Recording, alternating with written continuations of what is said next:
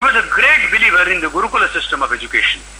He strongly advocated the Gurukula system of education during his living times. But he was one of the most practical saints that the 20th century had ever seen. In one of his addresses, the sage himself said that I am aware of the fact that the system is good, but today it is impossible for me to give an upadesha that you dismantle the existing system of education and go back to the Gurukula system of education. After having said that, he lamented and said, let it not be that posterity will be deprived of awareness of the fact that there was a system of education called as Gurukula, where the teacher and the taught stayed together, where the teacher experienced the taught and the taught experienced the teacher, and what flowed out was true education. And then he said something which would have picked any of the Astikas who had come. He said, like antiques which are kept in a museum, let us have at least a few schools in this country which will promote the Gurukula system, so the succeeding generation of students and children will be aware as to what the system is, and then they will realize that there was strength in this system, that this system provided something conducive for education, and the learned learned more than what they would have learned from any other system. It is this thought of the sage that he said in the year 1959 that has manifested today when the Kanchi Mahaswami Vidya Mandir is being inaugurated. It has taken more than half a century for us to realize the import of what he said. But certainly, the sage himself used to say that I am an Ichcha Shakti and my succeeding Guru is my Kriya Shakti. My job is to desire and he will implement. His only job is implementing whatever I desire in life. And if at all I felt that there is something that my Guru has not implemented, it was only this, in the scale in which we are attempting it today, that also has seen the light of the day today.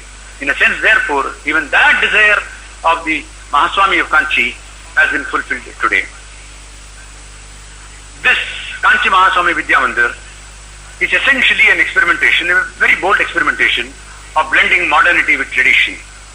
The sage himself had said that you can neither give up the past, nor can we diverse the present. We cannot dwell into future unless we carry along with us the baggage of the past and the experience of the present. And therefore he always advocated a system which will harmonize the good things in both the present and the past. Out of all that he said has emerged this system which may meet the contemporary needs of today and may not be the Gurukula system in the traditional way we would have seen in the medieval ages or in the Vedic ages. But this is a large-scale Gurukula system where a substantial amount of education is transferred from the teacher to the taught by a process of oral rendition and transfer. And in that sense, this possibly will be the largest Gurukula ever in this country. Not only that, the sage in his addresses has always spoken about Namasankirtana. Kalau bhaktireva gariyasi. There is no other marga which is more effective than Namasankirtanam to reach Lord in this yuga. And Namasankirtana is in no different place than the Vedic times. The Bhagavan Vedavyasa synthesized and gave the Vedas to us several millennia before and transferred it through 4 of his Shishyas. Of the 1,311 recensions that he gave, and that we have today only 12 recensions. And even these 12 are fossilized and archived, that there is a very genuine and serious threat that succeeding generations may not get the advantage of the Vedas themselves. It is equally true of Namasankirtana. And therefore we thought that in this institution, for the first time, a school for Namasankirtanam should be brought in.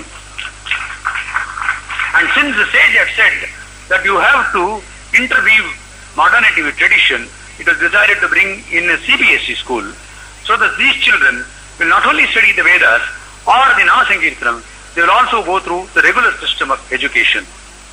One of the greatest disadvantages that India has faced, despite the glory of its tradition and the hoary past that it has and the culture that has come from Anadikalam, from times immemorial, it is because people who are proficient in these philosophies of Hinduism and the greatness of this land and its culture never knew to communicate in the language of understanding of the West.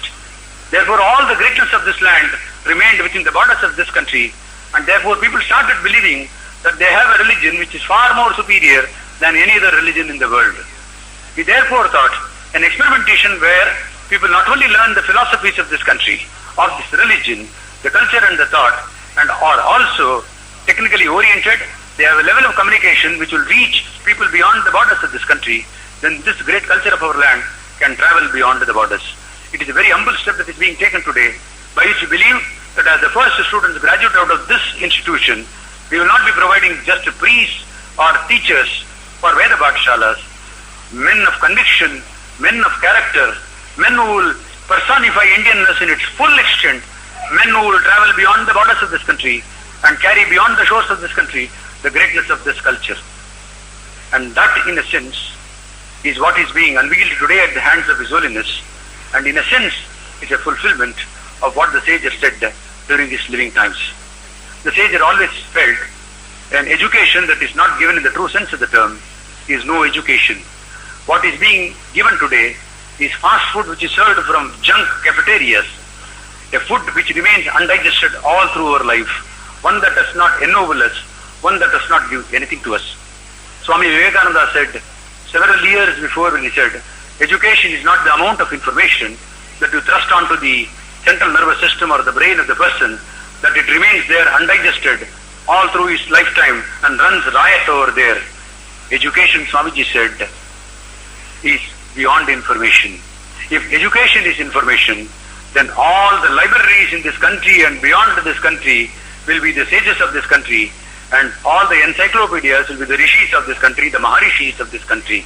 It is that education that will kindle a spirit of inquiry, foster keenness for research, and more than anything, ennoble life itself. Education, Swamiji said, is a tuning fork that elevates the reader to a higher and higher level of understanding and thinking, one that would create men and women of character and conviction, men who would live the true purpose of life. This, the Swamiji observed, was true education. Sa Vidyaya Vimuktaye, that education which liberates. Today, we have an education which imprisons us, which provides bondages to us. But the Shastras have said, it is that education that will liberate us from what? From fear, favor and want. Bhitinashanam is one of the principal components of education. Fear has to be drowned by the process of education, because ignorance will be dissolved when you are educated. This is the purpose of life. The greatest gift that anyone can give to humankind is the gift of education.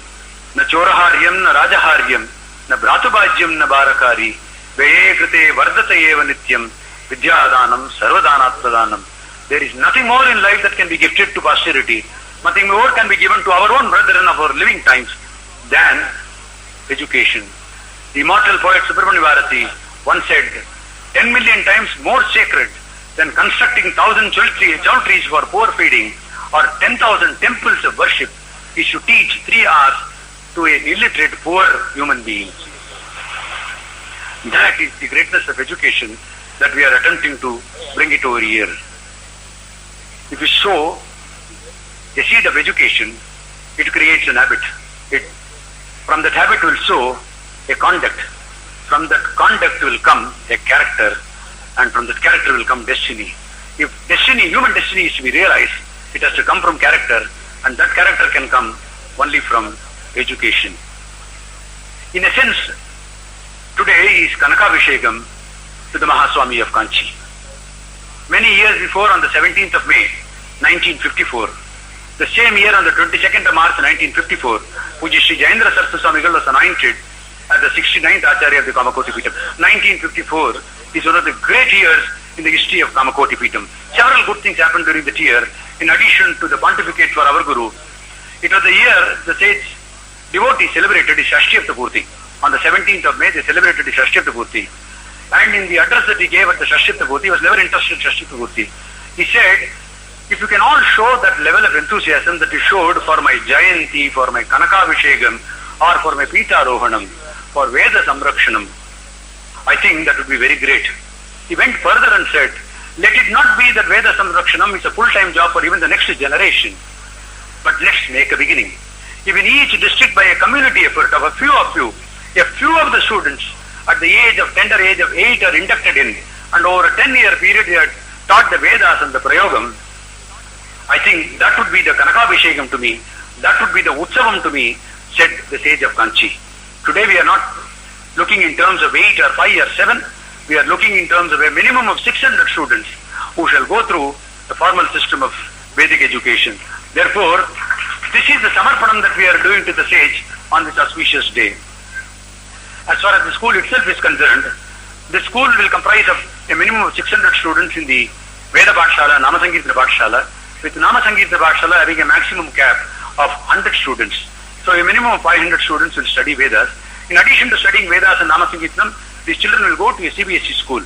Since the CBSE school is secular education, therefore a minimum of 25% of the total enrollment shall be provided to people in this vicinity, regardless of caste, creed and community, to have formal education taught over here.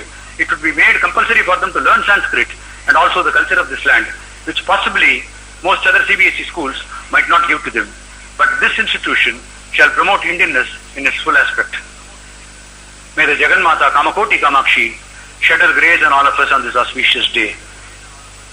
May the sage of Kanchi, wherever he ensconced, accept this Kanagabhishekam that we are making to him. May the sage who is present over here, along with the Swamiji of Edmere, shed their grace on all of us, so that we can draw a leaf from the lives of nobility of sages like the Mahaswami of Kanchi and his worthy disciple, and make our own life sublime. Thank you and God bless you all.